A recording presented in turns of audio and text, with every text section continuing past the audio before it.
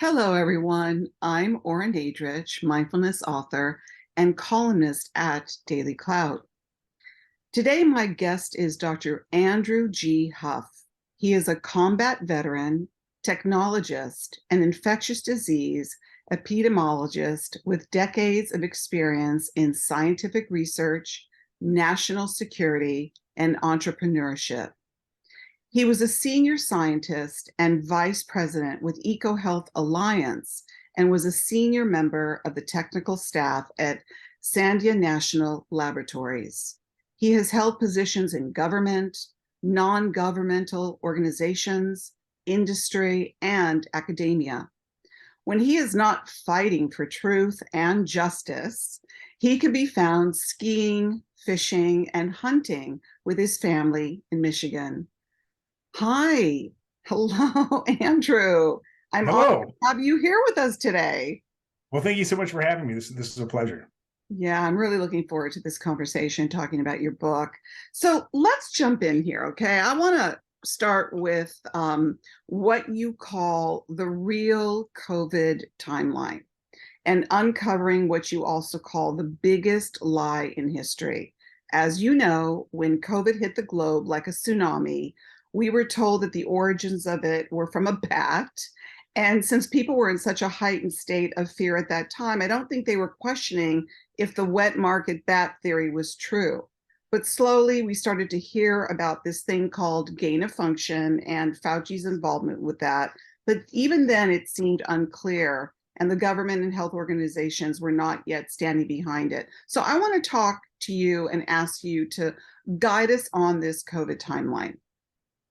Sure. So there's the false timeline, which I think is a good place to start because that will jog everyone's memory. So according to government sources or the World Health Organization, COVID-19 emerged from a wet market sometime around the middle of December of 2019.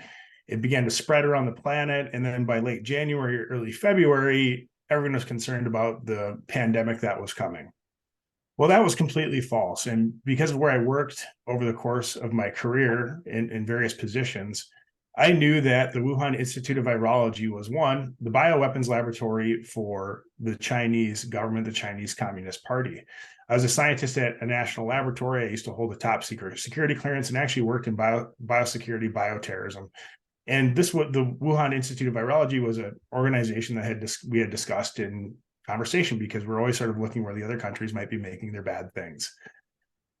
So after that, I ended up working at EcoHealth Alliance, where I'm hired as a senior scientist of data and technology. And due to my success, I brought in about $6 or $7 million my first year. I'm promoted to vice president. And once I'm promoted to vice president, the onion begins to peel back and I get to see all the different horror that's going on. One of the places that EcoHealth Alliance was funding was the Wuhan Institute of Virology, and we were doing gain of function work, and we were exporting it to get around U.S. domestic policy, which had a ban on gain of function work. I later learned that there's more to that story. Now, if you look at the facts, this is what actually happened. So it looks like there's a laboratory accident which happens in late August 2019. There's a problem with the HVAC system, the filtration in this laboratory on these dangerous pathogens, SARS coronaviruses, which was being sponsored by Dr. Anthony Fauci, and EcoHealth Alliance, which was likely backed by the Department of Defense and the Central Intelligence Agency. So this virus escapes. And what I think happens is that everyone catches wind right away that there's going to be no stopping this early on because the US government and private organizations, large corporations, high wealth individuals have business intelligence units, private intelligence. And I actually used to develop the platforms for the US government for digital disease detection. So that organizations like the CDC, the WHO, top levels of the US government could have real-time notification or indicators that infectious diseases were spreading around the planet. At that time, I didn't know yet. So the disease started spreading, and the Chinese actually started buying or panic buying emergency containment equipment to plug the leak. So the Chinese are aware that there's a leak, and now they're trying to stop it. And there's documents to prove that, which are cited in my book. So fast forward to October 2021, the US government and the Chinese government have already made a plan to basically launch a giant cover-up operation. This looks terrible for both the Chinese government and the U.S. government for two reasons. One, the U.S. government had been exporting advanced biotechnology to the Chinese. So the U.S. government was about 10 years ahead of the Chinese in this advanced bioweapons biotechnology.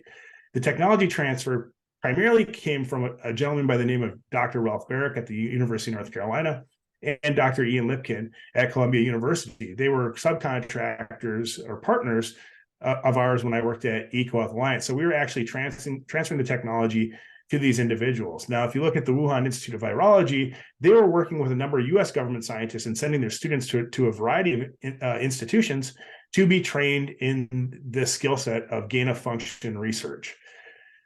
So an interesting thing happens in my life. So I was a tech executive working in San Francisco at that time in the fall of 2019. And I'm contacted by a woman by the name of Dr. Amy Jenkins.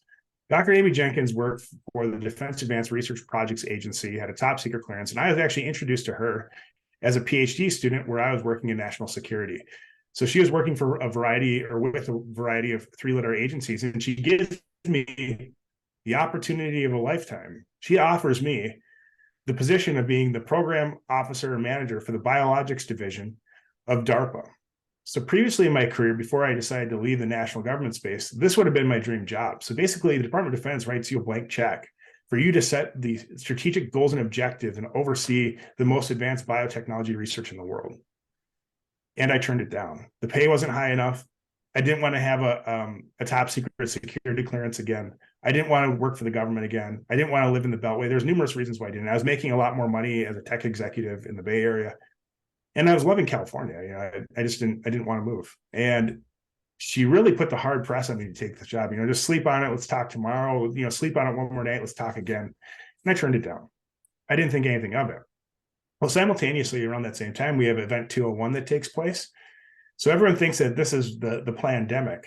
Well, no, this is the psychological operation. So because all these global players and leaders knew what was happening, they were already putting into order PCR tests for SARS-CoV-2. And there's documents to prove that. Okay, The other thing that can I just jump in for a minute, because I know that's a lot of information to unpack. This so-called pandemic, which I know that Mickey Willis, author and filmmaker, there's a lot of people that hold that belief that this was all well strategized and planned. You got the simulation theory with the Bill and Melinda Gates Foundation and Johns Hopkins. When I hear the word leak, are we talking about a deliberate leak? I understand the function of function, but where does the leak come into play? Especially if it's something that was talked about way before it actually happened. Sure. So I believe it's a leak, and I discuss this in the book because you would not leak a virus the way that they did intentionally. So unless someone went and damaged the HVAC system intentionally, I mean, that's possible, and that could lead to a leak, but it's not guaranteed. But the Chinese were actually working to plug this leak once they identify it. And the idea of the pandemic is curious because this is the point that I raised to those people. Well, everyone says, well, they were talking about this Event 201 and all these simulations. Well, I used to run these simulations for the U.S. government, both in the domestically and international partners.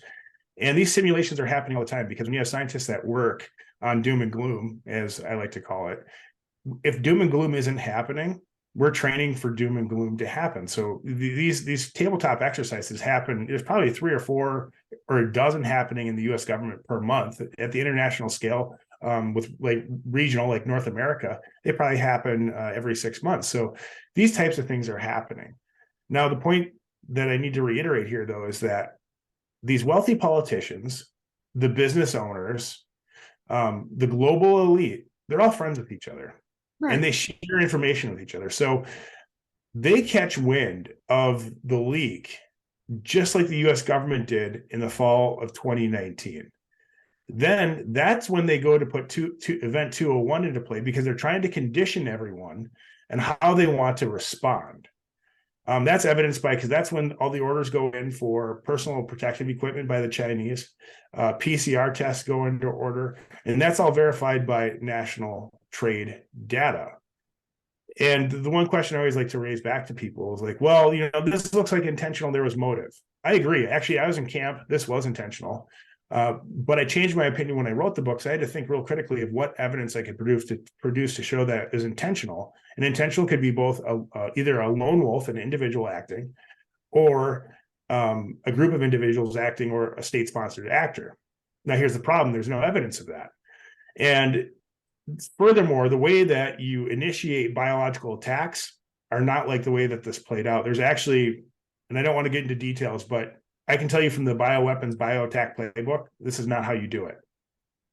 So there's an actual playbook on this, because then you get into the whole thing about this particular biologic, this gene therapy, this particular vaccine at this particular time, which has injured and killed more people in any other time in history. I mean, there's too many pieces here that I don't even know if we can connect them all at this moment in time, but there's way more questions than there are answers.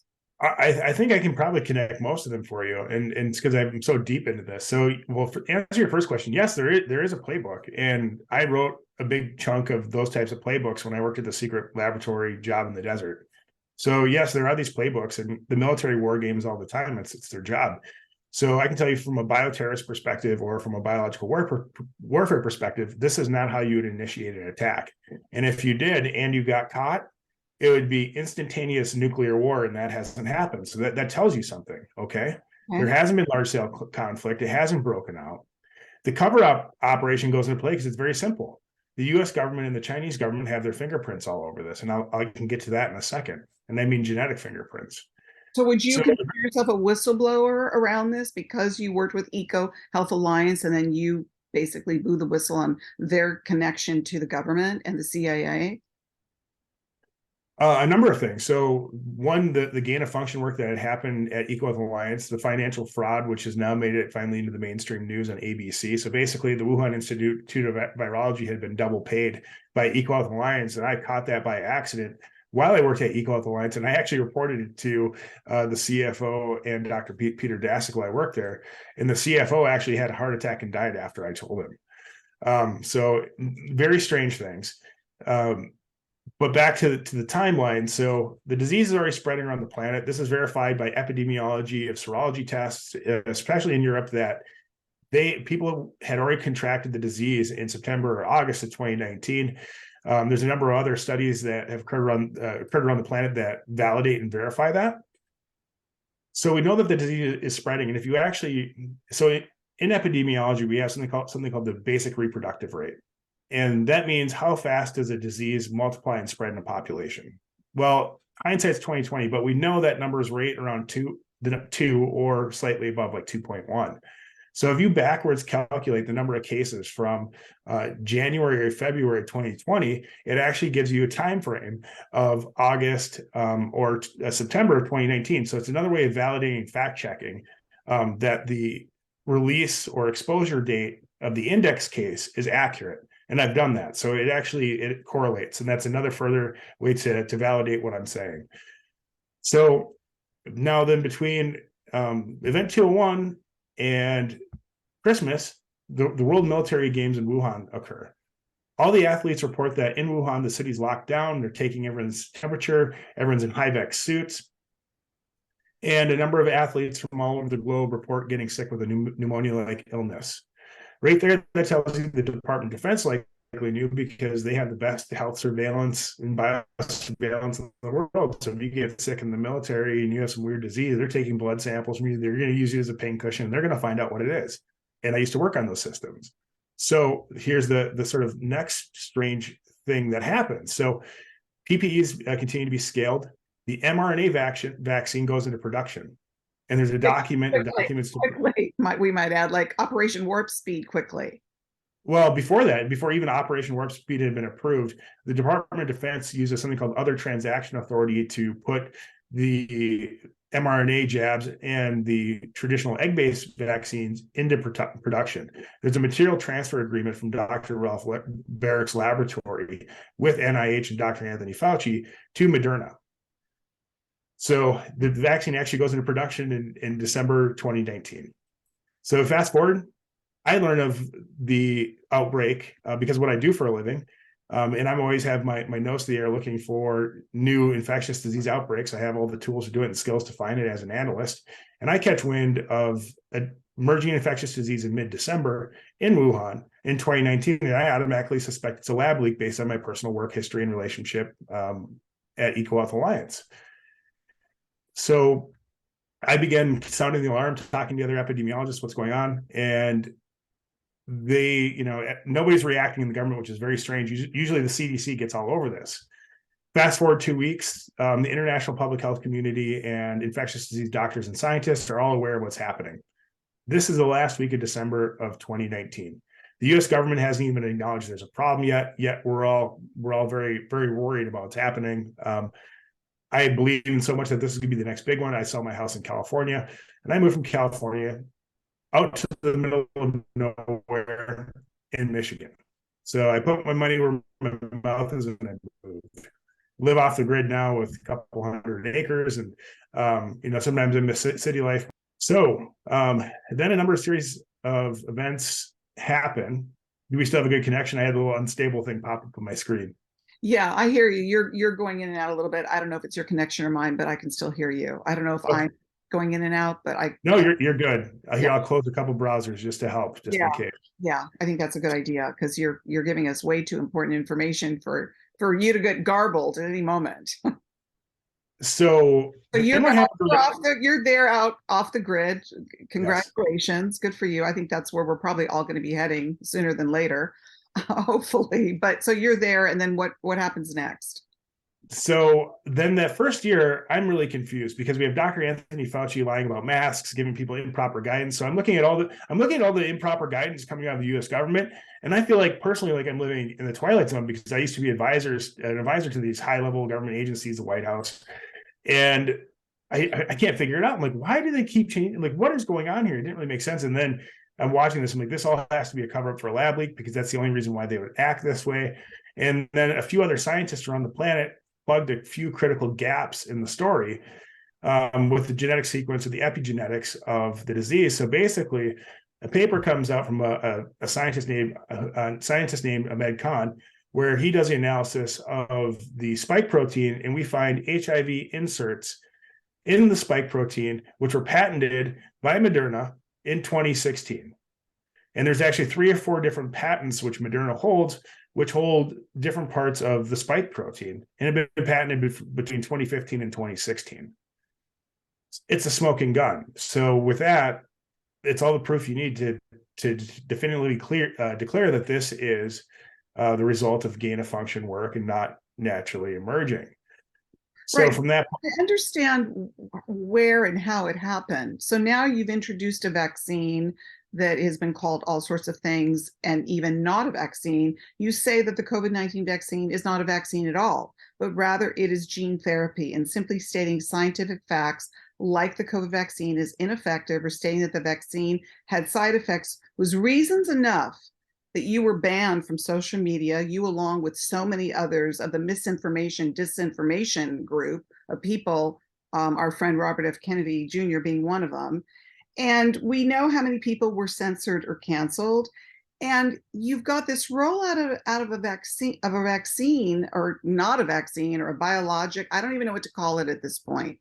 And you agree that you wouldn't consider it a vaccine. Meanwhile, there's this whole cover-up thing happening over here. That doesn't come out until just recently. And in the meantime, millions of people, if not more than that, have been vaccinated with this gene therapy. And the amount of injuries and deaths is unlike anything we've ever seen in our lifetime. So let's move from the cover up to where we are right now. And what, I want to know where this is going, because we were already, halfway through our interview. I want to talk about, where you see this is going and talk about the CIA and government involvement. You yourself were censored, you were deplatformed. And so where did that put you at that point when you knew that this was all a smoking gun? Well, I was quiet because I couldn't understand where the Trump administration was. I didn't know who were the good guys or the bad guys anymore within the government. And I decided to come out as a whistleblower in late 2021. And that's when the U.S. government launched a huge illegal domestic operation against me, which reads, the chapter in the book actually reads a lot like a spy novel, people have told me. And it's all true. I've given the statements under oath with penalty of perjury, and we're actually getting ready to file a number of lawsuits against the federal government in the state of Michigan. They So broke you're into my house. threatening, Andrew. So you're the reason why you're so threatening is because why? Well, I'm a firsthand witness to the development of the gain of function work. And I'm a trusted expert in my field. I served in the military. I had a top secret security clearance. I know what they call the high side, the classified side of these programs. I know how all their tools work. I know how the whole system works, and I know exactly what happened and why they did it. So I'm Dan. So that's so the fact that it was a leak from the Wuhan lab, that's out already. I want to talk about some of the people who have been major players in this lie, or should I call it crimes against humanity. First, you have Bill and Melinda Gates, who were heavily involved with mRNA vaccine strategy and influencing policy, as you say in your book. I'm still trying to understand how someone like Gates, a former software developer, has managed to grab this much power in the area of vaccines, investing in Impossible Foods, which is lab genetically modified fake meat, and now single-handedly buying up farmland as the largest landowner in the United States. But you also speak of the scientists, along with Fauci, that have significant conflicts of interest with both the origin of COVID and the SARS-CoV-2 mRNA gene therapy platform. They are Dr. Ralph Baric, as you mentioned, Dr. Peter Daszak. Talk about these three men, and the question that you ask in your very book is, why are these prominent scientists attempting to redefine what constitutes a vaccine? And the answer you provide, Andrew, is corruption. Absolutely. So what they're trying to do is it's very simple. So what they're doing, if you look at the publication record and publication history and peer-reviewed work, and since they're prominent figures that, they get involved with textbook writing, they sit on a lot of influential committees like the Institute of Medicine or the National Academy of Sciences. When they're in these roles, in these positions, and if they also serve as reviewers for NIH on grants or funding, they hold all the strings. And what they need to do is they need to change the definition of vaccine to show that it's safe and effective, and that the product and all the work that they've been doing is justified. And it should be a crime against humanity, because one of the fundamental tenets of science is having operational definitions that are concrete, so that we can always make longitudinal comparisons. So it was 1990 the same as 2000. Are we making progress? Are things getting worse? And what they're trying to do is they're trying to change the playbook so that it all looks like that all this government funding has been well spent and their work is valid. And it's complete BS. And if we're talking about the mRNA jab specifically, I mean, it's coming at a tremendous cost to society. One, in terms of our tax dollars, and two, the amount of economic harm that's being done from all the vaccine injured individuals and those who have died. That comes at an extreme cost to society, plus all the human cost of this untested, poor quality control jab that's on the market. One of the most recent interesting things that I've learned is that there's a serious problem, where there has been a serious problem with the quality control on the mRNA jab. So it's not just that the mRNA itself is harmful, or some of the other ingredients in it. It's the fact that there was poor quality control during the manufacturing, and people are getting overdosed with the spike protein in some batches. Other batches have dangerous bacteria in it and antimicrobial resistant bacteria in it. So the quality control on many of these batches of the mRNA that was pushed out was non-existent. And the reason why is that because the vaccine was developed under the other transaction authority at the Department of Defense and not by NIH or FDA, which most people believe, everyone's like, this was Anthony Fauci's vaccine. That's simply not true. This was a product ordered and manufactured by the Department of Defense. Okay, but this it's still on the market. It should be taken off the market. It's being given to babies, and it's still being mandated for some kids to go to school. That makes no sense at all when we understand the dangers and the risks and the death possibilities of this vaccine. So there's a lot of things that still don't make sense. And also the fact that Dr. Anthony Fauci has gotten richer throughout his entire time, being somebody who's supposed to be protecting people's health. And I think, I don't know, you would probably know more than I do about it. Doesn't he have a patent or two on, some of these vaccines? And it's also quite curious that he was pushing remdesivir as one of the therapeutics for patients who had COVID, which is highly dangerous and can be very harmful to your liver and your kidneys, and then was stopping people from taking ivermectin and hydroxychloroquine. There's too many strange things that have happened and still continue to happen that we don't have answers for. Well, I mean, I don't think it's really strange. I think it's actually all very predictable. And the reason why I think that is Dr. Anthony Fauci is responsible, or at least partly responsible, for the export of advanced bioweapons technology to China. The way to make this whole thing unravel, and this is why I'm working with Dr. Fleming and a few others on bringing charges against these individuals, because if we can get them on the crime of the creation of the bioweapon of SARS-CoV-2 in China, the vaccine, everything else, the lockdowns, it all unravels, because that's the critical error here that's made. Without this agent being constructed, none of these bad things would have happened. Dr. Anthony Fauci, he never let a disaster go to waste. And he was probably under pressure from the Department of Defense and the Central Intelligence Agency, which was also involved with this, to craft this narrative, this psychological operation, go with the lockdowns, because they probably said, we're going to hold you accountable if you don't do this, and you're going to get rich in the process. Because he did. He does hold a number of different patents. He does receive royalties and bonuses, or he did when he worked at NIH. He's now working for another pharmaceutical company. He's got his fingers in all these different pies, and he certainly does, going even way back to the whole HIV situation that happened. I mean, there's a lot of questionable things about this man that is very sinister. Okay, I mean, you just need to read, I'm sure you have, Robert F. Kennedy Jr.'s book on the real. I have a copy of it sitting over here. Yeah, the real Anthony Fauci, and that's all you need to know about this man. So you said getting richer now with COVID. What about way back when, during the whole HIV situation that exploded?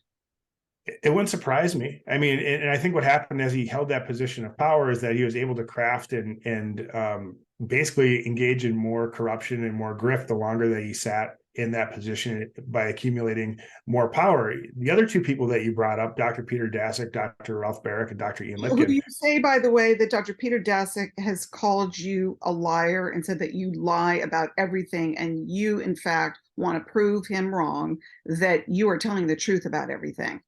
Yeah, absolutely. So I've given everything in this conversation actually under oath and penalty of perjury in a deposition and in writing. And Dr. Peter Daszak is hiding behind his lawyers. We've actually sued Dr. Peter Daszak, EcoHealth Alliance, Ralph Baric, Ian Lipkin, and Peter Daszak's wife for $1 billion in the cases moving forward in the state of New York. In Rock County, which is in Northern County. So we're filing against these guys in state court. And the idea there is that we've listed 1,000 does in the court case. So as we do get to do discovery, we're going to eventually get to people like Dr. Anthony Fauci and force them to do depositions. And this is going to go on for a while, but I mean, it's going to be a lot of fun, because this is us exacting revenge for the millions of people that have died around the planet. They're suffering. It's very much our goal to bankrupt these people and put them in prison for life. So I'm working on the criminal cases. I'm hoping, when you say that, Andrew, and I know along with someone like, again, Bobby Kennedy, who says he will die on the Hill for this cause, and want to see people like Fauci or Bill Gates go to prison. And then there's a lot of other players involved in this. When you say that you want to see that happen, it doesn't seem like it's happening fast enough. The courts and the government don't move fast, and that's by design. And I can understand everyone want justice to be swift, but it's not. The legal system is not a justice system. It's a legal system, and you have to play by the rules, unfortunately for us, because they don't play by the rules. But we'll get them, and we're getting them, one piece at a time. The other parts of this, where you look at how this whole psychological operation went, it was part of this, the government, U.S. government sponsored illegal domestic surveillance activities, the legal domestic censorship, the narrative control. I mean, the U.S. government and a lot of state governments got in on this. In my state, the Michigan State Police got involved with the harassment against me. I can prove it. there are a lot of different corrupt individuals. And you have to remember, the United States did not get corrupt overnight. It happened over a course of 30 to 40 years, where it really intensified. And it's going to take time to unravel all of that. I mean, so I was talking with one of my Navy friends who works in this fight with me. I understand. And he's like, we probably have 15 to 20 years ahead of us of fighting this. And that's perfectly fine, because we have to return to some normalcy. We're not going to let them win. But when you even talk about the government and the CIA's involvement with the censorship on Twitter, I mean, that's a current real-time thing to address. That happened, correct? Yes, well, and it's still happening, and that's a whole other technical discussion, which I'd be happy to get into, but I think it takes too much time. But there are actually different layers to how communication works between like your phone and the Twitter server. There's like 7 or 8 different layers of communication. And what people don't realize is that the telecom providers in the middle, like Starlink, Comcast, Verizon, AT&T, they're basically government operated, and they have back doors. They're heavily regulated by the FCC. The government has back doors into the pipeline, the information. So they don't have to hack your phone. They don't have to hack Twitter. They can control how all the information is routed over the network. And that's what's happening. I'm sure you know a lot about this. And even now, I see our time is flying by, even now with this whole controversy around trying to ban TikTok and, the problems that— the Restrict Act. I mean, have you followed this? I mean, so for all your audience who watches this, they need to write their their congressmen and their senators immediately and say that they oppose the Restrict Act, because they're trying to— The demographic, Andrew, for TikTok is relatively young, as far as I know. I really doubt they're going to be writing those letters until one day, boom, it's taken off. No. But I'm saying in the actual Restrict Act, here's the problem. It's fine that they're trying to ban TikTok. I think everyone agrees with that, but this is what's actually in the bill, what I'm explaining. They're making it criminal to use VPNs and other encryption devices to protect your information and my information. So if you use a VPN from home, they want you to get rid of that, because the government wants to be able to spy on all of us. So that's why people need to get wound up about this and write their senators and their congressmen, because if this passes, it's the next big erosion of personal freedoms. I know there isn't enough for us to get worked up about. It's a daily thing. Okay, let's talk, because you have so much inside information. Let's talk about your role in the military and leaving the military industrial complex. Do you know you sure? So I didn't have much of a leadership. What? Oh, I'm sorry. I'd like to know, because you've seen a lot. You're now on the other side of this. How was that, leaving the military? And so I didn't leave the military. I was lower enlisted. So I'm a product of 9/11. So after 9/11, I'm a freshman in college, walking to school. The airplanes hit the towers. I have a bunch of friends who were in the Army. They were Rangers, special operations, paratroopers, a bunch of bad boys, I guess. And I wanted to be one of them, and I wanted to help the country. So I enlisted to go fight in Operation Enduring Freedom and Operation Iraqi Freedom as an infantryman. I thought I was going to be a career officer, and I had a change of heart. I got wounded on my second tour, and I decided, I don't want to be cannon fodder in some war that I'm against, because I was actually against the war in Iraq, even though I enlisted to fight in it, and I actually volunteered to fight in it because I thought that's service. Oddly enough, during COVID, I was in conversations with the Army Surgeon in General about receiving a direct commission back in at the rank of lieutenant colonel to serve as a doctor and biodefense expert at the Pentagon related to COVID-19, SARS-CoV-2 response, and those kind of things. And my packet mysteriously disappeared, which I sort of figured out probably why that is. But after that, so what happens when I'm back in college, and I'll fast forward to the point where I'm a doctoral student at the University of Minnesota, I was actually working in a national security Center of Excellence that was sponsored by the Department of Homeland Security. And that's where I became an expert in bioterrorism, biowarfare, and really my sub-niche within that was killing and poisoning people at mass. So that became my specialization in the biodefense industrial base. And then I continued that work, but expanded to pandemic response and mitigation when I was at Sandia National Laboratory. So I was really, you're really focused typically for your PhD, but then when I went out to being a practitioner in science for the government, then I was working on bio everything. You have a chapter in your book called Follow the Money. Where will following the money lead us? Who will it lead us to? The Department of Defense and the CIA. So one of the interesting things that happened while I worked at EcoHealth Alliance is that my boss, Dr. Peter Daszak, approached me after work in late 2015. They said, "Hey, Andrew, you mind if I ask you a question?" said, no, Peter, go ahead. And so he goes, well, someone from the CIA approached me. And right when he said that to me, my I had a pit in my stomach, anxiety response. And he says to me, they're interested in the places we're working, the people we're talking to, and the data we're collecting. Do you think it's a good idea that we work with them? And I couldn't believe that he's asking me this, because this is usually not the way you do this. And it's, from working in the classified space, my boss telling me this, I'm like, who knows? He could have been talking to a foreign spy. Like, how would I know that this guy knows what the CIA is? And anyways, I go, well, Peter, it never hurts to talk to them. There could be money in it. Well, then he mumbles something about the work that we're doing in China. He references it. And then we go down the elevator and we go home, we say goodbye. I never thought anything of it. Over the next 2 months, in between meetings, he tells me that the work with the CIA is proceeding. So in hindsight, EcoHealth Alliance might have already been working with the CIA, and he might have been trying to figure out how I felt about it.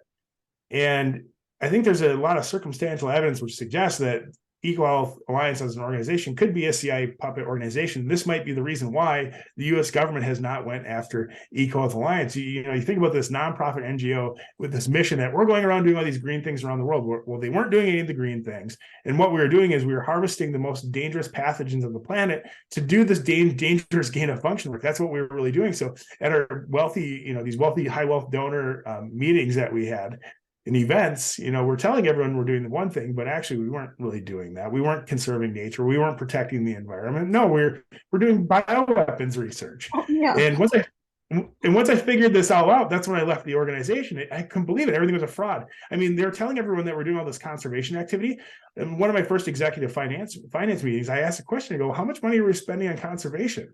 And Peter had this maniacal laugh, and he goes, we're not spending any money on conservation. Like, you're an idiot. Like, why are you asking me that? And from that point on, I started to figure it all out. And so then Peter actually, this also happened too. So Peter comes to me and he asked me to help with a investment presentation. And so, it's my boss. I'm a vice president this time. Sure, let's do it. So he works on the first cut of the slides, and he gives it to me. And this is going to an organization called InQtel. Have you heard of InQtel? No, I haven't. Okay, so else that I need to know that's nefarious. InQtel is the CIA's venture capital firm. So you probably didn't know that the CIA has a public venture capital firm, and they do. So we're pitching to them the humanized mouse gain of function work on SARS-CoV-2 to make medical countermeasures the mRNA product. And we were asking the CIA for money for it. And I don't think they received any public money, but they could have received other money, like maybe those double payments to Wuhan. Okay, so here's the funny thing. So another thing I was a source of, the Hunter Biden laptop. So when the Hunter Biden laptop emails come out, I go into it and I put EcoHealth Alliance and Metabiota in, our partner company. Metabiota shows up and InQtel shows up. So then, I push that out to the press. Then it becomes apparent that Hunter Biden, Joe Biden's son, his investment firm, Rosemont Seneca, had received money. His company, Metabiota, had received money from the CIA to do the same type of work that we were doing. Oh boy. Yeah. So, I mean, this is like, you can't make this up. And so this is such a cluster corruption. What we're seeing today is about as bad corruption as we could possibly witness. I don't even know, how to make sense of it. And you guys know so much more. All you guys that are intel or in behind the scenes or part of the military or CIA or FBI or these health organizations now. How do you trust anybody at this point? And I know we're really moving on time here. So what are we dealing with, Andrew, as far as bioweapons being the new terrorism and possible death of our humanity in the future? I mean, this is serious stuff that we're dealing with. I feel like we're living in a dystopian, bad movie. Well, I think I can tie your last two paragraphs together here. So the first thing is the United States is spending $88 billion a year on biodefense. Okay, think about how huge that number is. And that number has increased. And after 9/11, that's when they started really stoking the fear around bioterrorism, biowarfare. Now, this is where it gets interesting. My own past, in about 2013, 2014, I started asking the question, how much progress have we made mitigating the bio threat? So, if we're dumping all this money into the research that I'm doing, the things we're trying to, what measurable progress are we making? And I quickly figured out, and this was really saddening to me, is that we had made no progress. And in fact, we had probably made backwards progress, but we're spending more money. So I started bringing this up at high level government meetings. And of course, nobody wants to hear that. And I was trying to propose ways to measure this, to get a random problem, have some program management so we could actually mitigate the threat and the risk. And if you look at the emergence of SARS-CoV-2, that proves my point of what I was saying in 2013, is that this work that we're doing is actually increasing risk. So the more gain of function work we do, the more the medical countermeasure work we do. So if you have to do gain of function work to make the medical countermeasure, you're increasing the risk of something terrible happening. So unless we have a complete ban on gain of function work, this risk will continue to rise, and the things that they're manufacturing or engineering in the laboratory are only getting scarier and nastier. And I'm not trying to be a fear porn here, but that's what's actually happening. Andrew, I think the genie is way out of the bottle at this point, don't you? And I'm a perennial optimist, but no, they just have to regulate it, but nobody wants to regulate it. They're already regulated. They're already talking about new strains and new viruses and new this and new that coming. It's like we're just all going to become so numb to this at one point, because we're we won't become numb when people start having real serious health consequences. But they are right now. I mean, but it can actually get worse, because the next tipping point, if that were to happen, so there is a scenario where your population can only sustain so much adverse health events, okay? Because what eventually happens is that those people, even if they live, they're not working at maximum efficiency, so then the economy starts to tank. And that's always the biggest concern with pandemics, actually, is that we're always looking at how this impacts the workforce and the GDP of the country. And Ed Dowd talks about this. I know I interviewed Ed Dowd, and he talks a lot about that. And he talks, obviously his book, The Sudden Death Adult Syndrome, and how many people are dying from this vaccine, and how, who's getting richer and who's dying and who's getting sick and who's getting poorer. I think it's rather obvious. Well, I think there's a simple solution. We get Bobby Kennedy elected. He becomes president. He appoints me into NIH or the Office of Science and Technology Policy, and I go in there and I clean house. Amen. May Robert F. Kennedy Jr. be our president in 2024. From our mouth. And for your audience too, so it comes from me, I'm a conservative and I'm a libertarian. Well, I'm more of a libertarian than I am a conservative. I tend to align with the conservatives, but I would back Bobby because I think I'm going to back Bobby because I think he is the most honest person that will, we can trust what he says. Absolutely. And I believe he's going to do what he says he's going to do. Exactly. And it shouldn't even be a bipartisan decision. We need a good leader. I don't care what party you're affiliated. Yeah, I'm so sick of terrible leaders. A great leader is what our focus should be on. And I believe that Robert F. Kennedy Jr. will be a great leader. He's such an honorable man, do you know? So listen, Andrew, we're really at an end here. And I'm so glad that we both feel that way about Bobby. He's a very amazing human being and has so much integrity. And it's horrible how vilified this man has been. Wait till people hear him on the debate stage. They're going to be blown. Just a quick personal note. So how I met Bobby is that he heard about the CIA and the FBI and all these people harassing me, trying to kill me. And he came to my rescue to help me. He got me the book deal with Skyhorse Publishing. And if it weren't for him, it's very likely that I'd be dead or I'd be locked up right now. So I owe my life to him. Bobby, he is a really good man. He is one of the best. So let me ask you one final question. Where do we go from here? You have that as your last chapter. You don't have to give away your chapter, but where do you think we go from here? Well, I think I see things improving. Everyone's talking about, since the book was published, there's a few world things have changed. So you have the multipolar world where the U.S. oil reserve currency might not be the currency used to trade oil. Actually, I think that's going to serve as a positive market correction. It's going to force more production back into the United States. I do think that Bobby running for president is going to impact both the left and the right, because it's going to force the right to actually take some action in Congress in these investigations. Otherwise, Bobby can run on the platform. You guys didn't do anything. You guys are a bunch of liars. And I would do that. And then the problem is for the Democrats, then you have another Democrat coming in and running, and presumably sort of to the right of them, being a normal person and not being crazy, saying, you guys are crazy. Why haven't you taken on big pharma. You guys are no different than the Republicans. You're part of the uniparty. So I think this is the big transformation that's going to take place. I think I see the whole COVID narrative unraveling within the next month to 2 months. So we got most of the people are believing that it leaked out of a lab. Check. We got most people now believing that there's a problem with the vaccines. Okay, the next phase, it's going to be pitchforks and anger. And I don't think it will really actually come to that. But the longer that they wait, if you notice, President Biden's approval rating continues to drop. It's down around 37, 33. And this is according to CNN. Okay. So this is now the most unpopular president in U.S. history. Right. So it's something's going to break here because both the left and the right do not like what's going to happen. It has to, or we are, we're not gonna. This is not good. Something major. I mean, I'm sorry. I'm so sorry because I literally only have 2 minutes left, and I do hope that Bobby is our next president. And that's something really hopeful and for us to look forward to. And I just want to thank you so much for being with us today. People, those of you that are listening, go out and get Dr. Huff's book. It's really, really good, and congratulations on writing it. And it's a must read. And so tell our listeners how they can get a hold of you really quickly. We have 3 minutes. Sure. So you can follow me on Twitter, AGHUFF, AG Huff. I'm on Truth Social, but I very, very rarely post over there as my backup. You can check out my website, andrewhuff.com, and I have signed copies of the book available on andrewhuff.com as well. Great. Thank you so much for being our guest today. And thank you to our listeners for joining us with this conversation with Dr. Andrew Huff. And don't forget to subscribe to DailyClout so that you don't miss any of our upcoming content.